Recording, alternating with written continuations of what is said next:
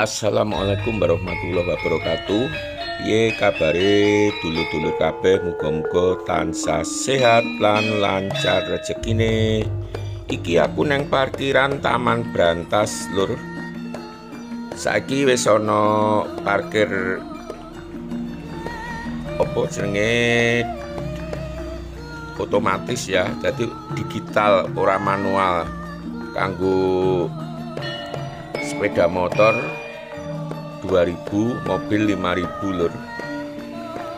Jane aku ya wis duwe video bab Taman Brantas ono sekitar loro yen gak kliru, tapi yo pancen panggonane iki penak tinggi mlaku-mlaku, tinggi lungguh-lungguh. Terus dasar pengaturan tamane yo apik. Lokasine nek pinggir kali Brantas. Dadi adem banget. Apa meneh akhir-akhir iki hawa kuwi panas, nanging kota Kediri amarga wit-witane akeh, termasuk neng Taman Brantas iki hawane dadi rada seger, Lur. Yen dulur-dulur warga Kediri, aku yakin sebagian besar wis pernah utawa wis tau mlaku-mlaku neng Taman Brantas kota Kediri. Bukake jam 7 isuk, tutup jam 10 bengi, Lur. Jadi ra usah kuatir misale poso-poso pengen mlaku-mlaku awan gak penak, tapi penak uga ning ya rada sore ngono, Lur. Yen awan sanajana wit-witane ngrumbul tetep ae krasa panas. Lah yen poso iku enake barasar utawa jam 3:30 mesisan ngabuburit, Lur. Bubar kokono karo nunggu maghrib wis engko iso nang pasar Ramadan utawa pasar takjil kang nang kutha Kediri kuwi lokasine akeh. Ana nek Majarata, terus ana nek Jalan Hayam Wuruk. Terus nang kampung-kampung uga akeh wong bakulan takjil, Lur. Lagi uga salah siji keistimewaan Taman Brantas akeh dorone, Lur, utawa burung merpati. Lan awake dhewe iso makani mung arupa jagung utawa beras, Lur. Iki kondisi tamane jane ya neng videoku sing wis biyen ki ana. Artine ngene, pengen tak bandingne apa ana perubahan sing signifikan ora ana. Kebersihan tetep, tanduran-tanduran ya tetep sanajana apa ki wis lawas taman iki. Hitunge buka tahun 2017 2018, Lur. Yen gak tiru. Wong aku sih eling kok waktu pembukaan iku utawa diresmekne dening pemerintah Kota Kediri. Iku grup karawitan SMP 6 kon ngisi acara pembukaan arupa karawitan lan tari. Lagi, Lur, yen sore kondisi Kali Brantas dadi warna banyune iku beda. Terus swasana taman uga iso disawang dhewe, Lur. Terketok yen terawat sanajana tandurane kuwi biasa wae, utuh tanduran kang larang-larang ya yen didelok, tapi yen ditonton yen ditata kanthi apik terus dirawat teratur dadine ya tetep apik. Kuwi sing gawe seneng para pengunjung Taman Brantas Kota Kediri kang lokasine pas nek ngisore jembatan Brawijaya. Lur, iki tak sepil toilete, Lur. Enek sekitar 5 ya toilet portable arane sanajana wis lawas, enek bagian-bagian sing rusak tapi tetep kondisine resik. Mergo pancen petugase akeh, Lur. Dulur-dulur sing saka luar Kota Kediri perlu mangerteni info iki. Jadi nang Kediri iku Wali Kota kepungkur iku pembangunan taman-taman lan penghijauan iku dadi salah siji program utama. Makane ora mokal yen neng kutha Kediri kang secara ukuran wilayah kuwi cilik nanging ana puluhan taman lur. Sasate aben saben kecamatan mesti ana taman kota kang gedhe. Contone yen neng kecamatan Majarata iku ana Taman Sekartaji, taman kang gedhe. Terus neng kecamatan Kutha Kediri kaya lokasi sing saiki iki ana Taman Brantas. Nah, lokasine pas ngisore jembatan Brawijaya lan ana Taman Hutan Jayabaya neng wilayah cedhake Stadion Brawijaya. Jadi neng kecamatan Kota Kediri utawa diarani Kota Tengah lur, iki ana loro taman gedhe.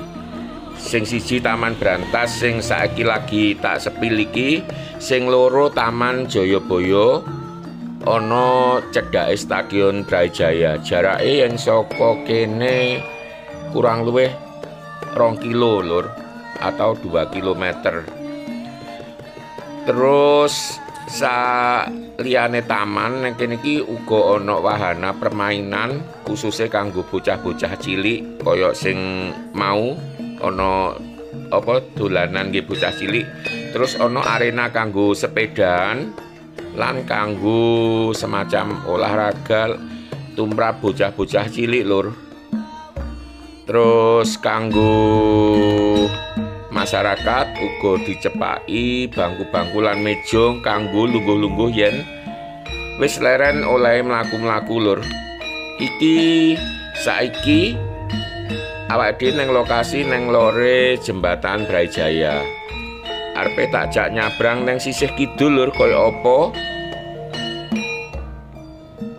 Dadi ada yang liwati ngisore jembatan lur, lah iso ditonton rangka-rangka jembatan. Ki ruangan bawah jembatan sing paling etan lur, engko uga tak sepil sing tengah.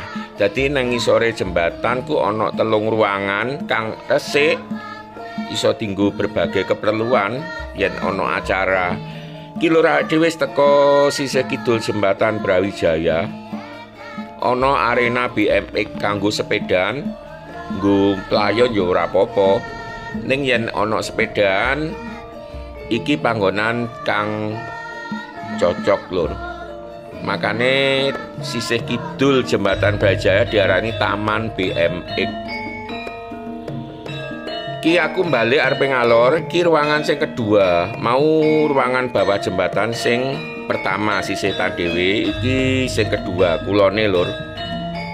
Terus mesti wae banyu kanggo isuh lan sebagainya selalu tersedia.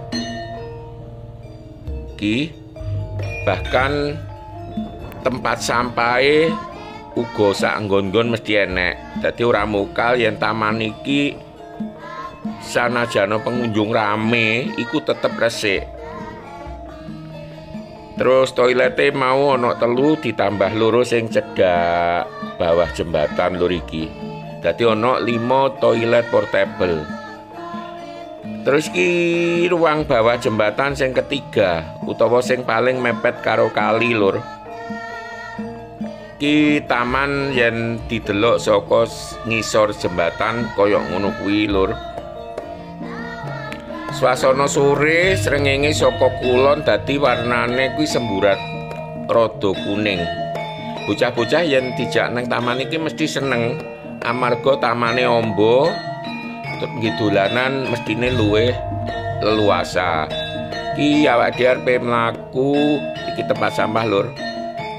Jadi yen tak perkirakan tiap mlaku 50 meter gak sampai le 20 meter ora sampai. Ki tiap 10 meter mesti ana tempat sampah.